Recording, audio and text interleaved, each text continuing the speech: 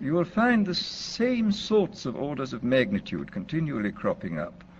You will find, for example, that the experienced hypnotists will tell one that the number of people, the percentage of people who can be hypnotized with the utmost facility, just like that, is about 20%. That about a corresponding number at the other end of the scale are very, very difficult or almost impossible to hypnotize, and that in between there lies a large mass of people who can, with more or less difficulty, be hypnotized, that they can gradually be, if you work hard enough at it, be got into the hypnotic state. And in the same way, the same sort of figures crop up again, for example, in relation to the administration of placebos. A big experiment was carried out 3 or 4 years ago in the General Hospital in Boston on post-operative cases where several hundred men and women suffering comparable kinds of pain after serious operations were given injections whenever they asked for them, whenever the pain got bad, and the injections 50% of the time were of morphia and 50% of the time were of distilled water. And about 20% of those who went through the experiment, about 20% of them got just as much relief from the distilled water as from the morphia. About 20% got no relief from the distilled water, and in between were those who got some relief or got relief occasionally. So here again we see the same sort of distribution. And similarly with regard to what in Brave New World I call hypnopedia, which is the sleep teaching, I was talking not long ago to a man who manufactures records which people can listen to during the light part of sleep. I mean, these are records for getting rich, for sexual satisfaction, for confidence in salesmanship, and so on. And he said it's very interesting that these records are sold on a money-back basis, and he says that there is regularly between 15 and 20% of people who write indignantly saying the records don't work at all, and he sends the money back at once. On the other hand, there are some, over 20% who write enthusiastically, saying they're now much richer, their sexual life is much better, etc., etc. And these, of course, are the dream clients, and they buy more of these records.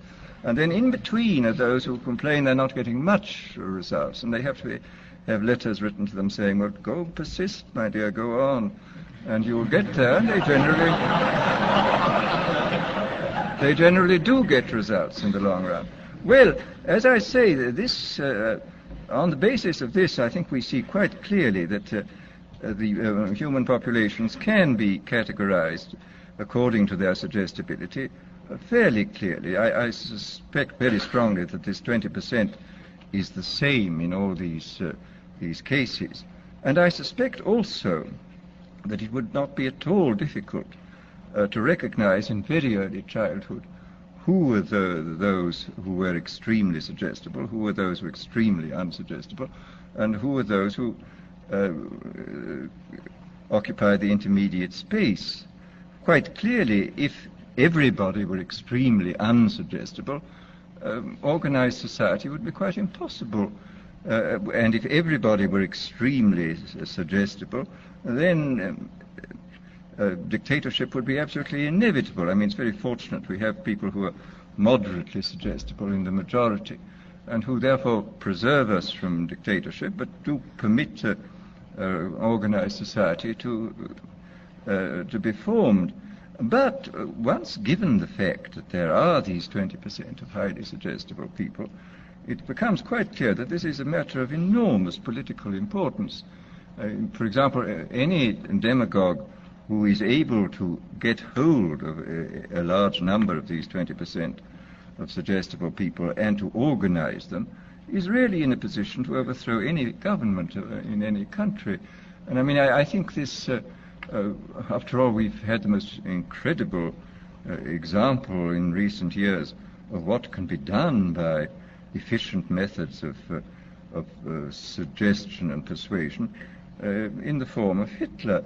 Anybody who's read, for example, Bullock's Life of Hitler comes forth from this with a sort of horrified admiration for this infernal genius who really understood human weaknesses, I think, almost better than anybody, and who exploited them with all the resources then available.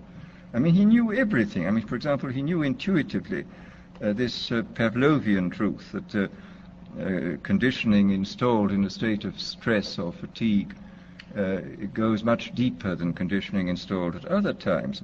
This was why all his big speeches were organized at night. He speaks of this quite frankly, of course, in Mein Kampf. He says this was done solely because people are tired at night and therefore are much less capable of resisting persuasion than they would be during the day. And we see in all his techniques, he was using, he had discovered intuitively and by trial and error great many of the weaknesses which we now know about in a sort of scientific way, I think much more clearly than he did.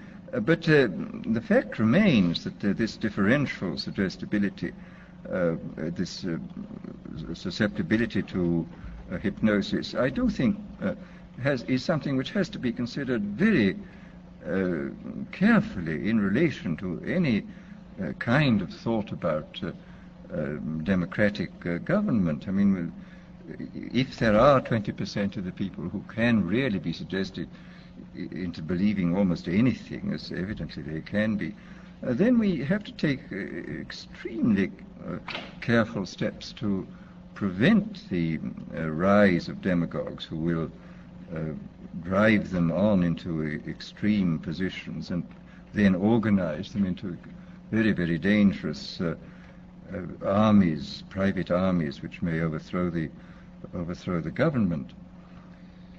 Well, this, as I say, is in this field of pure persuasion. I think we do know much more than we did in the past, and obviously we now have mechanisms for multiplying the demagogue's voice and image in a quite hallucinatory way. I mean, the television and the radio, Hitler was making enormous use of the radio. He could speak to millions of people simultaneously. I mean, this alone, of course, creates an enormous gulf between the modern and the ancient demagogue.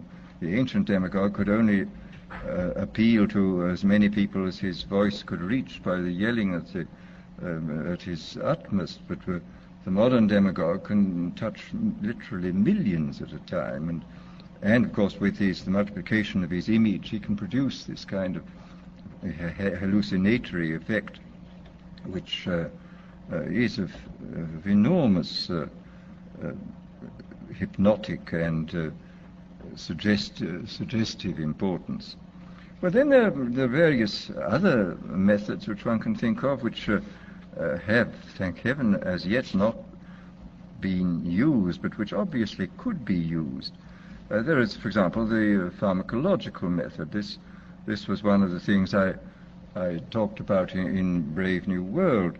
I invented a hypothetical drug called Soma, which of course could not exist as it stood there because it was simultaneously a stimulant, a narcotic, and a hallucinogen, which seems unlikely in one substance. But the point is that in several, if you applied several different substances, you could get almost all these results even now. And the really interesting thing about the new chemical substances, the new mind-changing drugs, is this, that whereas if you look back into history, it's clear that man has always had a hankering after mind-changing chemicals. He has always desired to take holidays from himself.